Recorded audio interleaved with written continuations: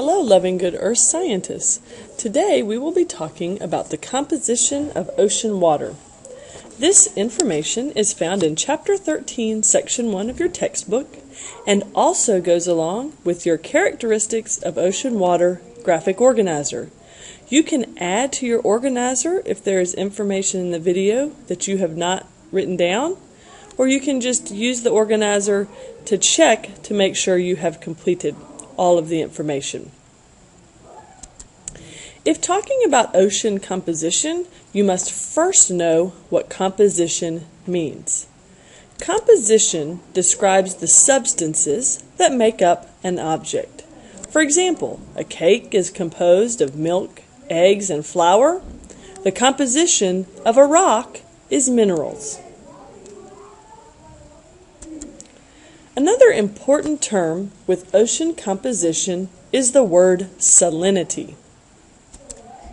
Salinity is the total amount of dissolved salt in a liquid.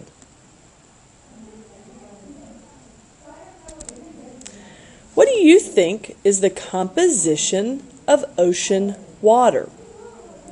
Most ocean water is composed of the elements sodium and chloride. When sodium and chloride are combined, you get table salt. Other elements also make up ocean water, as shown in the pie graph: potassium, calcium, sulfate, and magnesium. We don't have a huge salt shaker to shake to fill the oceans with salt. So how did the salt get into the ocean?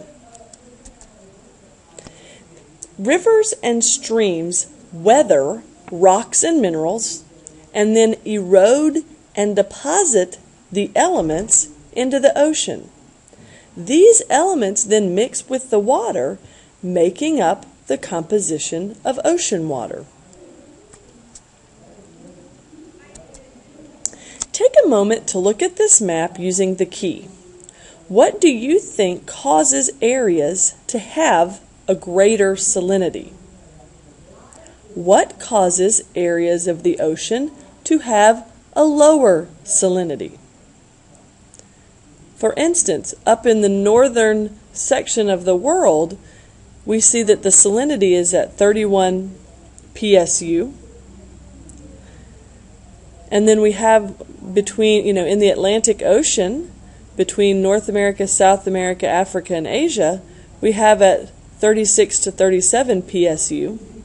And even between Africa and Europe, you're looking at 38 to 39 PSU. So what causes the salinity to be lower up in the very northern part of the northern hemisphere and warmer, down towards the middle of the earth? Well, what increases ocean salinity? When water evaporates, salt is left behind. So, evaporation causes salinity to increase. Now, think about what causes water to evaporate, and we'll talk about that in a moment. What decreases ocean salinity? When fresh water melts, or when fresh water flows into the ocean at the mouths of rivers or streams, salinity is lowered because there is more fresh water mixing with the salty ocean water.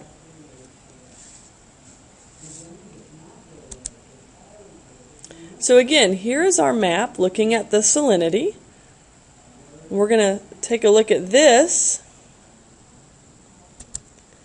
and we're going to see how climate affects the salinity of ocean water.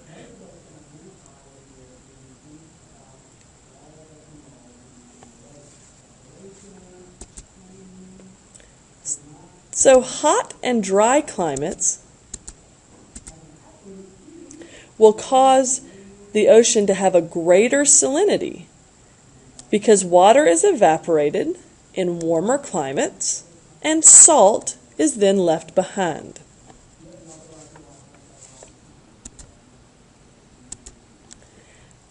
Cold and wet climates cause the ocean to have a lower salinity because more fresh water is added to the salty ocean water.